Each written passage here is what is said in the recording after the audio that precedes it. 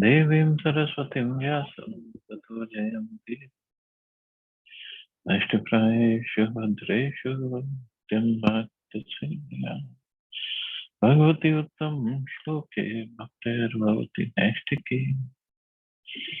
So continuing with the discussion on Srimad Bhagavatam, Canto 11, Chapter 15, Lord Krishna's description of mystic yoga perfections. Text number 19 onwards. Maya kashatmani prane manasa ghoshamudvahan tatroplabdha bhutanam anso vacha shrinotyasam.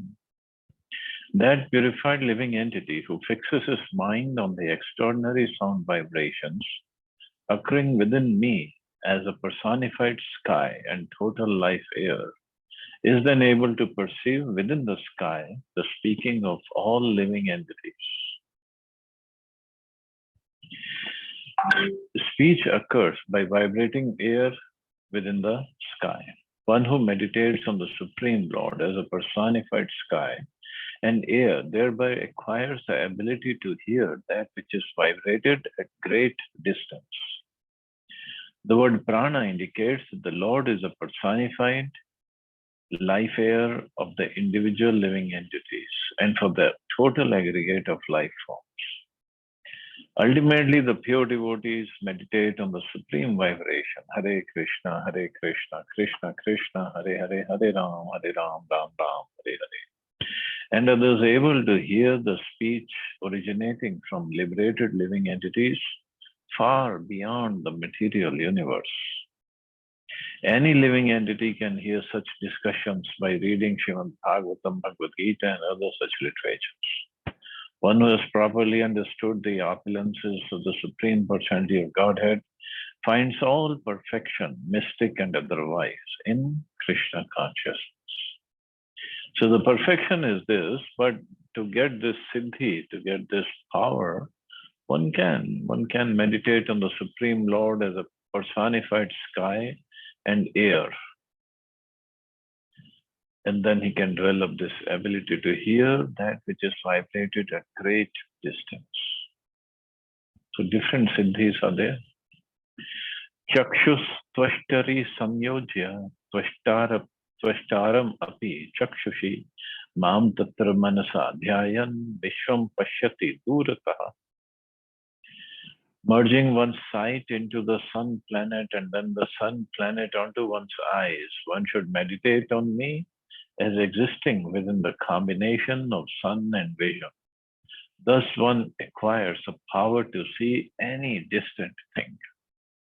Means he gets that special eye sight. Manomai su samyojya deham tadanu vayuna adharana anubhavena tatratma yatra vai manaha. The yogis who completely absorbs his mind, the yogi who completely absorbs his mind in me and who then makes use of the wind that follows the mind to absorb the material body in me, obtains through the potency of meditation on me the mystic perfection by which his body immediately follows his mind wherever it goes. Tad anuvayuna indicates a particular subtle air that follows the mind. When the yogi merges this air together with the body and mind in Krishna by the potency of meditation on the Lord, his gross material body, like the subtle air, can follow the mind anywhere. This perfection is called manojava. So then the body can follow the mind. Yadamanupādāya yadyad rūpam bhūshiti tattad bhavena manorūpam mad yoga balam ashraya. When the yogi, applying his mind in a certain way, desires to assume a particular form, that very form immediately appears. Such perfection is possible by absorbing the mind in the shelter of my inconceivable mystic potency, by which I assume innumerable forms. Desires to assume a particular form. So that's what we see all the time. all the asuras, like Putna. She came and she took the form of a beautiful lady when she came to feed baby Krishna. Then she took the form. She desired and she took the form. Shuknak also did that. So these are all just perfection, not perfection, the powers, not perfection. Perfection is when somebody serves Krishna. That is a perfection.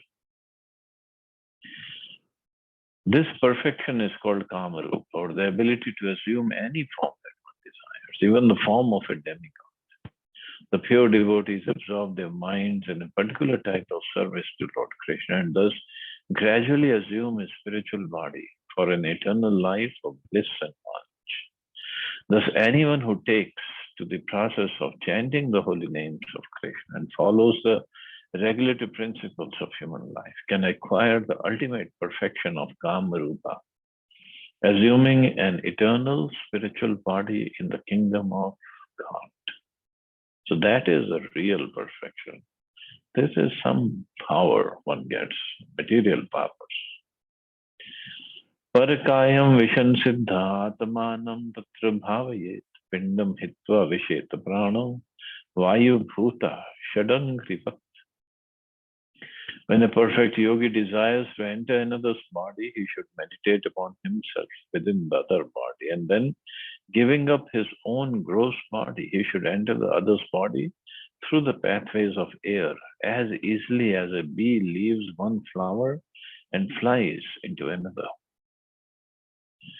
As air is inhaled into the body through the nostrils and mouth, similarly, the life air of the yogi's subtle body travels through the pathways of external air and easily enters into the body of another person, just as a bee easily flies from flower to flower.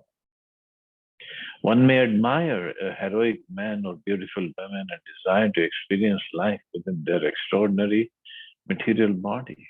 Such opportunities are available through the mystic perfection called Parakaya Praveshanam.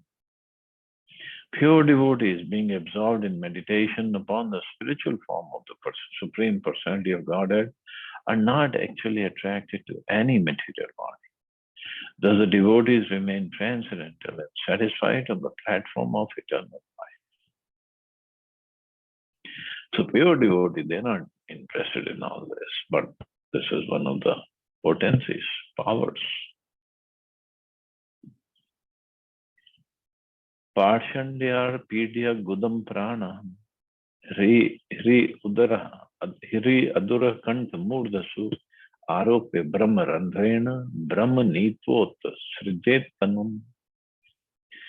The yogi who has achieved the mystic perfection called Swachandam Mrityu blocks the anus with the heel of the foot and then lifts the soul from the heart to the chest, to the neck, and finally to the head. Situated within the Brahma Randhra, the yogi then gives up his material body and guides the spirit soul to the selected destination. This mystic opulence of Swachanda Mrityu, or dying at will, was wonderfully exhibited by Bhishma Deva at the end of the battle of Kurukshetra.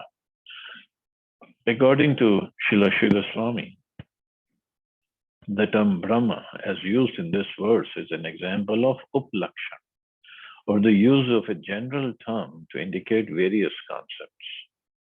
Brahma here indicates the particular destination selected by the yogi, namely the spiritual sky, the impersonal Brahm Jyoti, or any other destination that has attracted the yogi's mind.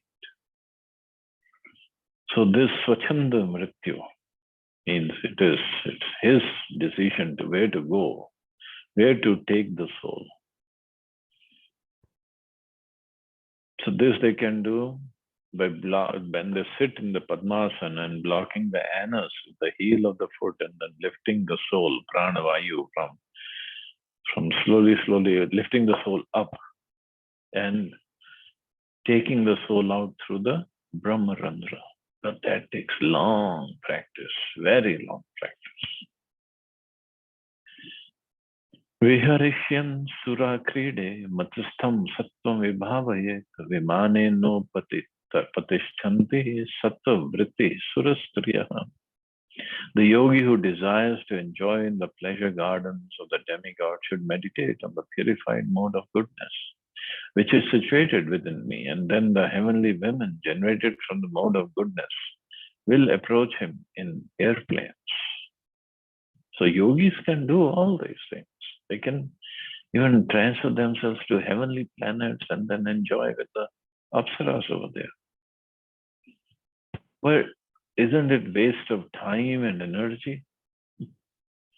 Then after doing so much of tapasya, one goes to heavenly planet, enjoys apsaras, and then come down again. Yatha sankalpayeta buddhya yadava matvara puma mai satya mano yunjas tatha tatta sam upashnute. A yogi who has faith in me, absorbing his mind in me and knowing that my purpose is always fulfilled, will always achieve his purpose by the very means he has determined to follow. In this verse, the word yada, whenever, indicates that by the mystic power called yatha sankalpa samsiddhi, one will achieve one's objective even if one pursues it at an inauspicious time. Lord Krishna is called Satya Sankalpa, or he whose desire, intention, purpose, or resolve always comes to pass. Srila Bhakti Siddhanta Saraswati Thakur mentions that one should determine to revive one's lost relationship with the Supreme Lord Krishna through the infallible means of devotional service, which can be executed at any time or in any place. There are many books giving proper guidance for achieving Lord Krishna. The following are mentioned: Srila Jiva Goswami, Sankalpa Kalpa Vriksha, Srila Krishnadas Kaviraj Goswami, Shri Govinda Lilamrita, Shri Vishwanath Chakravartis, Shri Krishna Bhavanamrita and Sankalpa Kalpa Dhruma, and Srila Bhaktivinoda Thakur, Shri Gauranga Smarana Mangal. In the modern age, His Divine Grace A.C. Bhaktivedanta Swami Srila Prabhupada has given us over 60 large volumes of translated literature, which can fix us firmly on the path back to Godhead. Our sankalpa or determination should be practical and not useless. We should resolve to make a permanent solution by going back to Godhead. But the yogis can achieve different things. Yo vai mad bhavam apanna ishitur vashitu puman kutaschinna vihanyeta tasya chagya yatha mama. A person who perfectly meditates on me acquires by nature of being the supreme ruler and controller. His order, like mine, can never be frustrated by any means. This is a different yogi. This is a devotee. Meditates on me. By the command of the Supreme Personality of God, His entire creation is moving. Krishna says, this material nature is working under my direction, O son of Kunti. And it is producing all moving and unmoving beings. By its rule, this manifestation is created and annihilated again and again. Similarly, Chaitanya Mahaprabhu has given his command that people all over the world should take to Krishna consciousness. The sincere devotees of the Lord should go all over the world repeating the Lord's command. In this way, they can share in His mystic opulence of giving orders that cannot be counteracted. But that is devotees' aspiration. But a yogi can also acquire that potency to whatever extent. Madhvaktya Shuddha Saptasya Yogino Dharana Vidhatyasya Trakaliki Buddhir Janma Mrityu Upabrahmhita. A yogi who has purified his existence by devotion to me and who thus expertly knows the process of meditation obtains knowledge of past, present, and future. He can therefore see the birth and death of himself and others. After having explained the 8 primary and 10 secondary perfections, the Lord now explains the 5 inferior potencies. So now he's explaining 5 inferior. So there are 5 more. अग्न्यादिभिर्न हन्येत Muner योगमयं वपुः मद योग शांत चित्तस्य यद सामुदकम यथा. Just as the bodies of aquatics cannot be injured by water, similarly the body of a yogi whose consciousness is pacified by devotion to me and who is fully developed in yoga science cannot be injured by fire, sun, water, poison, and so forth. The creatures dwelling in the ocean are never injured by water, rather they enjoy life within the watery medium. Similarly, for one skilled in the techniques of yoga, fending off attacks by weapons, fire, poison, and so on, is a recreational activity. Prahlad Maharaj was attacked by his father in all these ways, but because of his perfect Krishna consciousness, he was not injured. The pure devotees of the Lord depend fully on the mercy of Lord Krishna, who possesses mystic opulences to an infinite degree and is therefore known as Yogeshwara, the master of all mystic power. Because devotees are always connected to Lord Krishna, they do not feel any need to separately develop powers already possessed unlimitedly by their Lord, Master and Protector. So devotees are always under the shelter of Krishna, and Krishna has every power to the infinite degree that we need. So he can protect his devotees. But a yogi whose consciousness is pacified by devotion to me, means a bhakti yogi, he is, if he is fully developed, he cannot be injured by fire, sun, water, poison, and so forth. If a human being falls into the middle of the ocean, he quickly drowns, whereas a fish enjoy happiness sporting in the same way. Similarly, the conditioned souls have fallen into the ocean of material existence and are drowning in the reactions to their sinful activities, whereas the devotees recognize this world to be the potency of the Lord and enjoy pleasurable pastimes within it by fully engaging in devotion service of Krishna. Mat vibhutir abhidhyayan Shri Vatsastra vibhushita dhvajat patra vyajanah sabhavet aparajita. My devotee becomes unconquerable by meditating on my opulent incarnations, which are decorated with Shrivatsa and various weapons and are endowed with impersonal paraphernalia, such as flags, ornamental umbrellas, and fans. So devotees hear Krishna clearly saying they become unconquerable because they're meditating on my opulent incarnations. The imperial paraphernalia of the Lord's opulent incarnations indicates his omnipotency, and the devotees become unconquerable by meditating on the Lord's powerful, royally equipped incarnations. As Bilmangal Thakur has said in Krishna Karnamrita, my dear Lord, if we develop unflinching devotional service unto you, then automatically your transcendental, youthful form is revealed to us. Thus, liberation herself waits with folded hands to serve us, and the ultimate goals of religiosity, economic development, and sense gratification patiently wait to render service to us.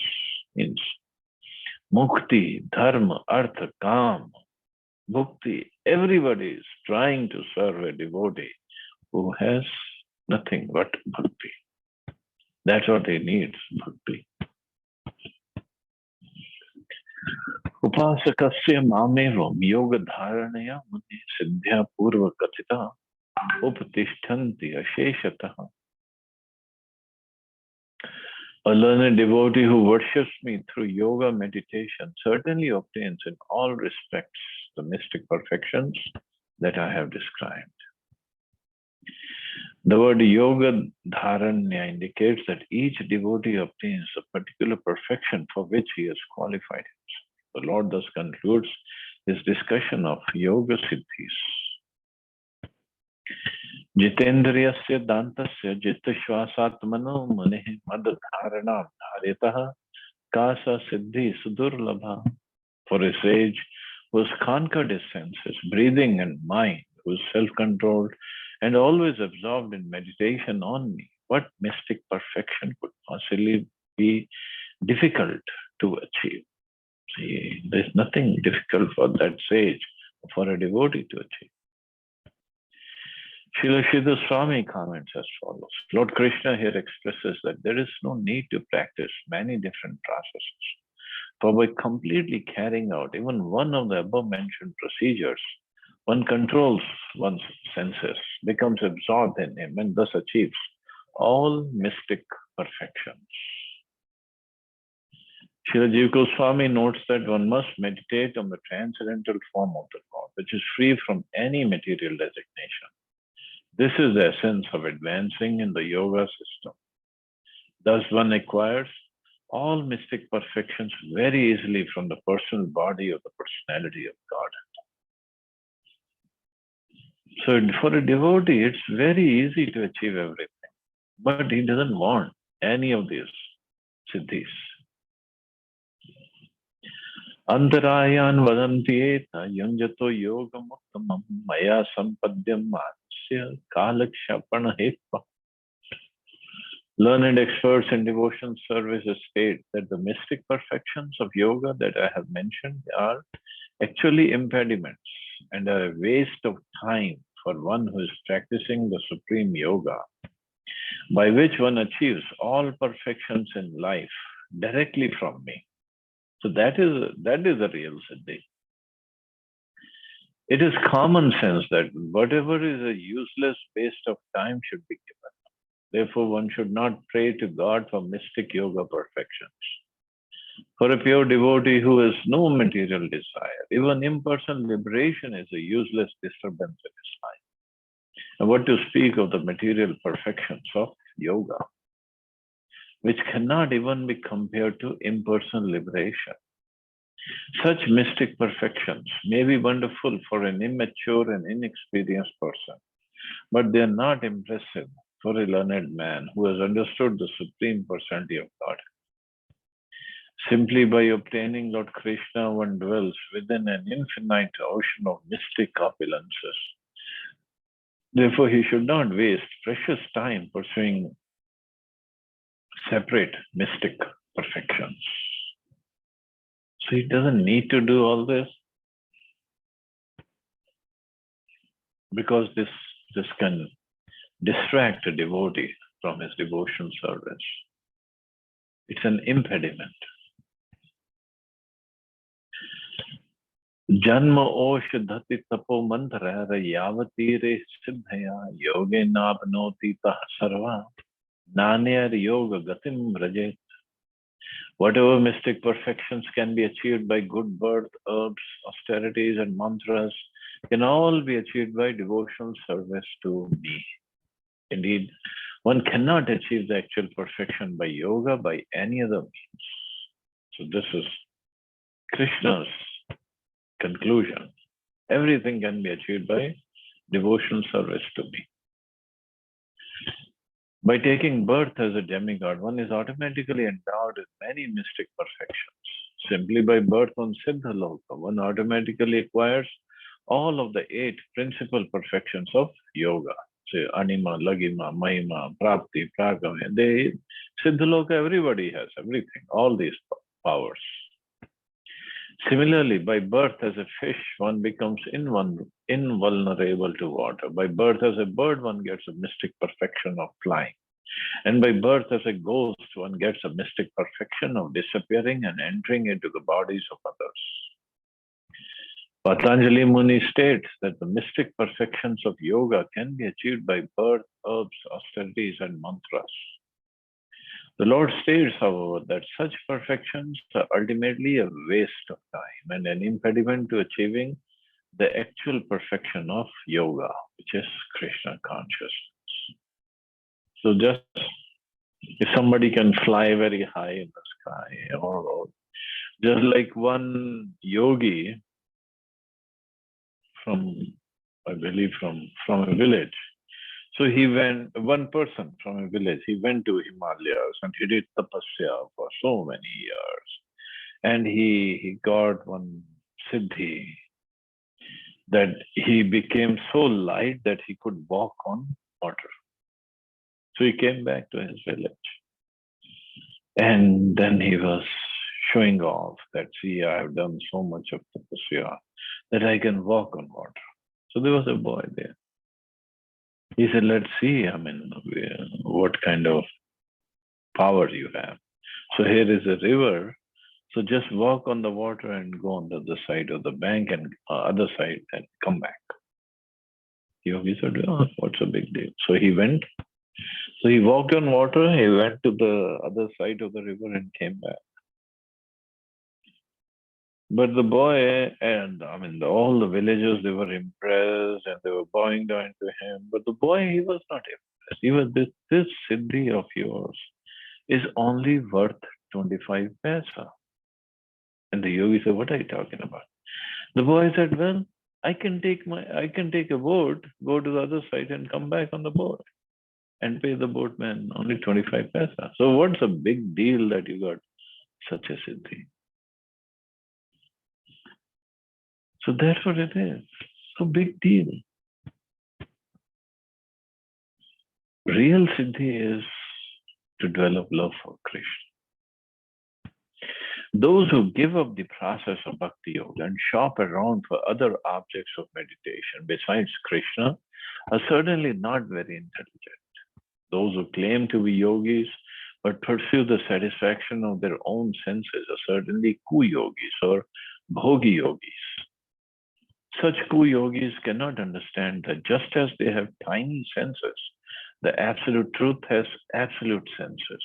Nor can they understand that yoga is actually meant to satisfy the absolute senses of the Lord. That is yoga, means by which we connect with the Supreme. Therefore, persons who give up the lotus feet of Lord Krishna in order to pursue so-called happiness in mystic perfection will undoubtedly be frustrated in their attempt. By meditating exclusively on the Supreme Personality of Godhead, one can achieve Yoga Gati, the ultimate goal of yoga, which means living on Lord Krishna's planet and there enjoying spiritual opulence. That is the real Gati. Sarva samapi siddhinam hetu patiraham prabhu aham yogasya sankyasya dharmasya brahmavadina. My dear Uddhav, I am the cause, the protector, and the Lord of all mystic perfections of the yoga system, of analytical knowledge, of pure activity, and of community of learned Vedic teachers. So basically, everything is going to come from Krishna and comes from Krishna. According to Srila Sridhar Swami, the word yoga here indicates liberation from material life, and Sankhya indicates the means of obtaining liberation. The Lord Krishna is not merely the Lord of material yoga perfections, but of the highest liberated perfections as well. One can obtain Sankhya or knowledge leading to liberation by performing pious activities. And Lord Krishna is also the cause, protector, and Lord of such activities, as well as of the learned teachers who instruct ordinary people in the means of piety. So, in many different ways, Lord Krishna is a real object of meditation and worship for every living entity. Lord Krishna, through the expansion of his potencies, is everything. And this simple understanding, called Krishna consciousness, is a supreme perfection of the yoga system. Aham atmantaro bhayo anavrita sarvadehna yatha bhutani bhuteshu bhair antah swayam tatham. Just as the same material elements exist within and outside of all material bodies, similarly, I cannot be covered by anything else. I exist within everything as a super soul and outside of everything in my all-pervading feature. The Lord Krishna is the entire basis of meditation for all yogis and philosophers. And here the Lord clarifies his absolute position. Since the Lord is within everything, one might think that the Lord is divided into pieces. However, the word anavrit, or completely uncovered, indicates that nothing can interrupt, disturb, or in any way infringe upon the supreme existence of the absolute truth, personality of Godhead. So he is all pervading and the ultimate perfection of everything. So all we have to do is not just meditate on him, we have to just serve him properly. So thus ends the purports to 11th canto, 15th chapter of Srimad Bhagavatam, entitled Lord Krishna's Description of Mystic Yoga Perfections. So I guess we can stop here today. See anybody has any questions or comments?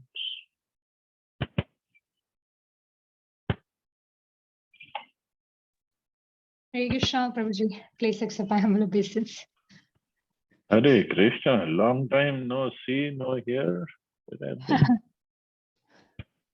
Hope we are good, Prabhuji. Yeah.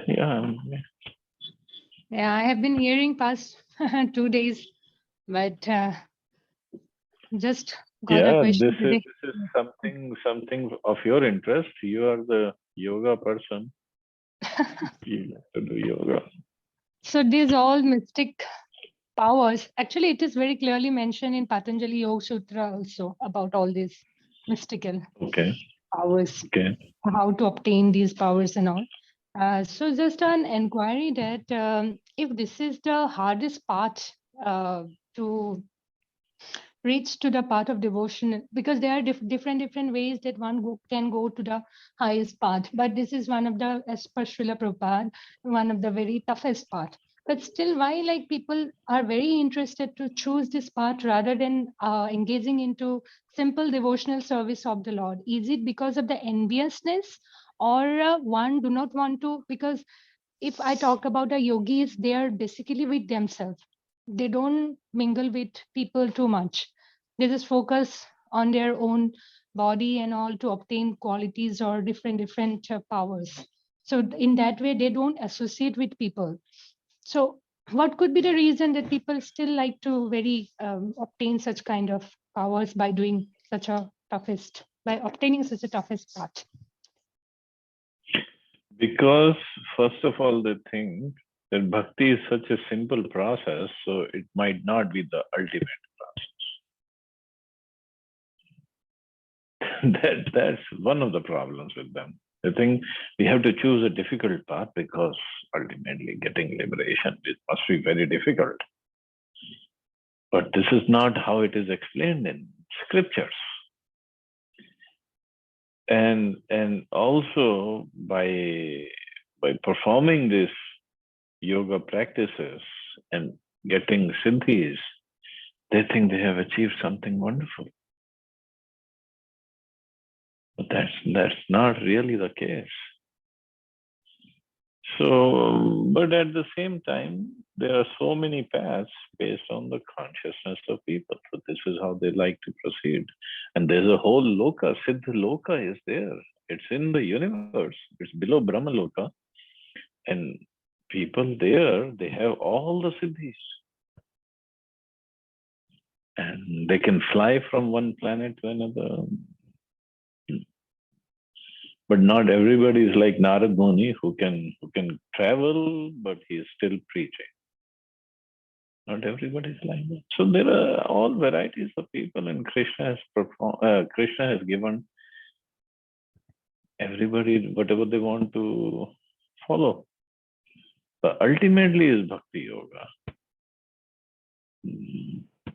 Then people come to that stage after many births. Many births.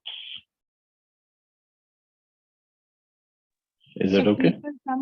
People come to this stage after many births, you mean to say, the bhakti yoga part of devotion? Yeah.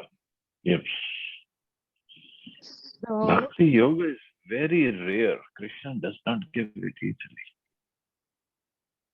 Very rare.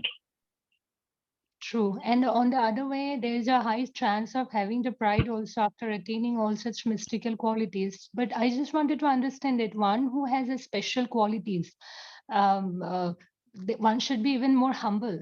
But after attaining, it says that Srila Prabhupada many times mentioned that there is a higher chances of attaining pride also, having pride also after getting all the qualities, special powers and all. So again, this pride is also so dangerous that unless and until we will not be very, very vigilant and introspect about our own nature day to day in our day to day life, it is very difficult to understand that any moment we can develop this nature of pride. So how to help ourselves in such a situations? Even See, all these yogis, when they do plenty of meditation and they develop these powers, they understand, and actually it is given to them by mercy of Krishna, but they don't understand. They understand because of their meditation, they have achieved these powers. So they develop pride. But on devotee, on the other hand, we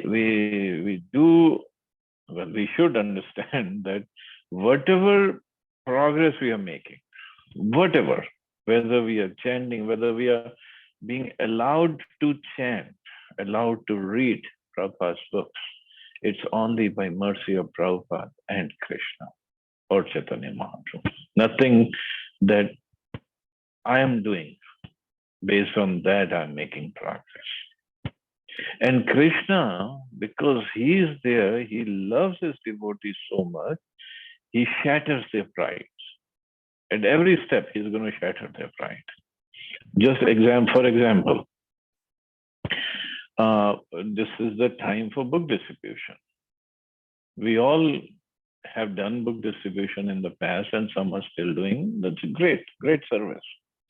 But it's the experience of every single book distributor that the day I think that I am doing great book distribution, that day not a single book will go out. The day we start praying to Prabhupada, praying to Krishna, please use me as an instrument in your hand and do whatever you want to do through me. The books fly out, not just go out, they just fly out of your hand. That is very, very true, Prabhuji. So bhakti is such a simple but very powerful process, and Krishna has to make sure, he has to shatter the pride of his devotees. That's how we take shelter. Otherwise, there's no taking shelter. We beg for his mercy. So this is so true, Prabhuji. This Krishna naturally, I mean, if one is practicing devotional path, then Krishna time to time helps us to break down our pride. The intelligent, when we say intelligent person, so intelligent person, not necessary that if one who is intelligent, then one will be humble as well. So to come to this position of humbleness, so is there any other quality we have to maintain? Because if one who is practicing yogic all this part, they can be also an intelligent person, and one who is into devotional part, they can be also an intelligent person. But this pride is totally different. If I try to understand, anytime anybody can have this pride in their heart. So for that, what especially we have to always remember, so that we can be always humble. One thing I understood, that more and more we are engaged into the service, more and more I'll tell myself that I'm only a servant and servant. I'm not the proprietor of anything. This is one of the point, very nice. But if I don't go out and then just remain in the house, just I'll focus on my progress, own growth, I'll just keep chanting and chanting. That is also not going to help. Prabhuji? See, chanting, obviously, that is the best process, ultimate process. But by chanting, what are we asking? Please engage me in your service. So until we go and do the service, then it means we are just chanting, but we're not doing whatever we are asking. So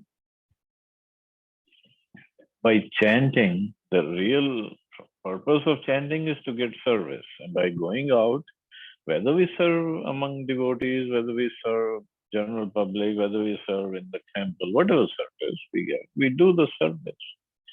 And in the service, while we are doing the service, that is where the test comes. Are we really humble? Because Krishna has to prick that balloon of pride in our heart, that we think we are really humble. But are we? That's when Krishna tests. It's true, Prabhuji. So that means everything is all about like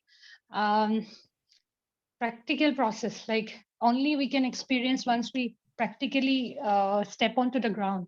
It is not only theoretical. Yes. And then when he pricks the balloon, when he bursts the balloon, it really hurts. It really hurts. But this is how we learn how to become humble.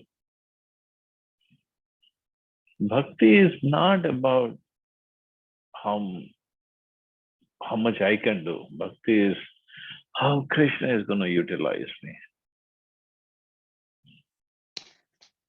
This is such a very, very strong statement, Prabhuji. Thank you very much. Yes. Yeah, I hope I can also learn that.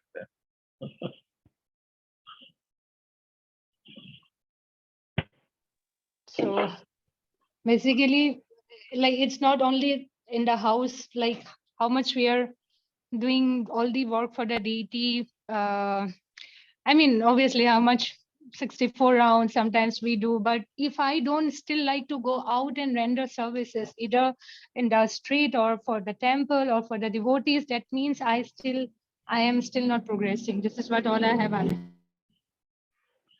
No, at home service is also good. I mean, serving your deities at home, that's great. That's wonderful. That's devotion service.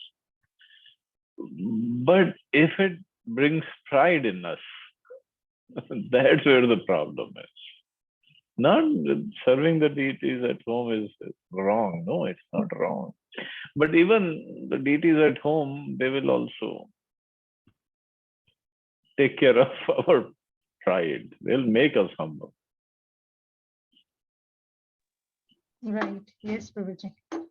I mean, by doing so, if I'm still not having that realization that I have to come out of my comfortable zone, even if it is like I'm not really very interested, but if I don't go out like that, going one step, coming out of my comfortable zone, then I don't think that there will be very good progress in devotional path. See, we cannot judge ourselves. Let Krishna be the judge. All we have to do is serve.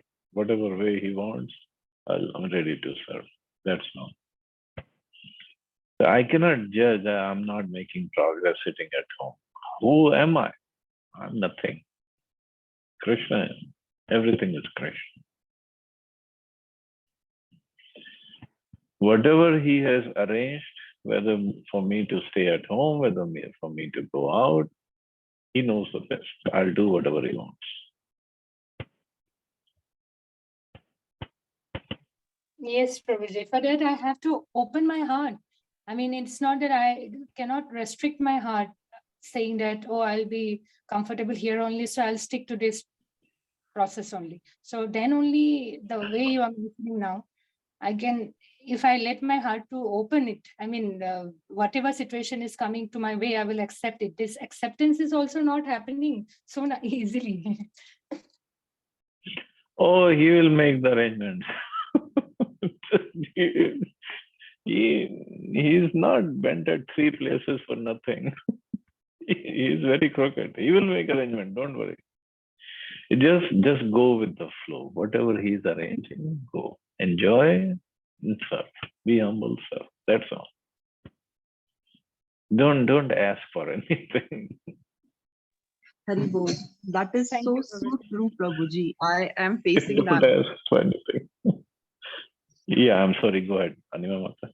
Yes, Prabhuji, that is very true. Means we have to go with the flow. It's not always, it's never our way. It's whatever is going on, it's always Krishna's way only. We sometimes Yeah. feel हमारे मुताबिक हो गया, but वो हमारे मुताबिक नहीं हो रहा होता है actually. कुछ भी नहीं होता है हमारे मुताबिक.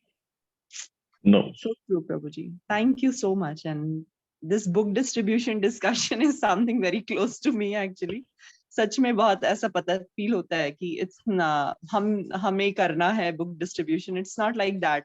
कभी घर पे रहते हैं तब भी बुक के ऑर्डर आ जाते हैं लोगों से, और कभी बाहर जाते हैं तब भी बुक नहीं डिस्ट्रीब्यूट कर पाते. Yeah. सब हुआ है, होता भी है, हुआ भी है. Just go with the flow. नहीं कि मेरे को यही करना है. Maybe Krishna wants something else. What? How do we know? So true. So true, Prabhuji. Yes. Thank you so much, Prabhuji, for such a Thank you. realized Thank you. And, welcome back to the class. I hope to see you again and again in the class. Please bless me so that I can be sincere and then more and more. I mean, past 2 I months. can only pray to Prabhupada, that's all. Okay, thank you. You all have a wonderful day. Hare Krishna. Jai Srila Prabhupada. Thank you. Hare Krishna. Jai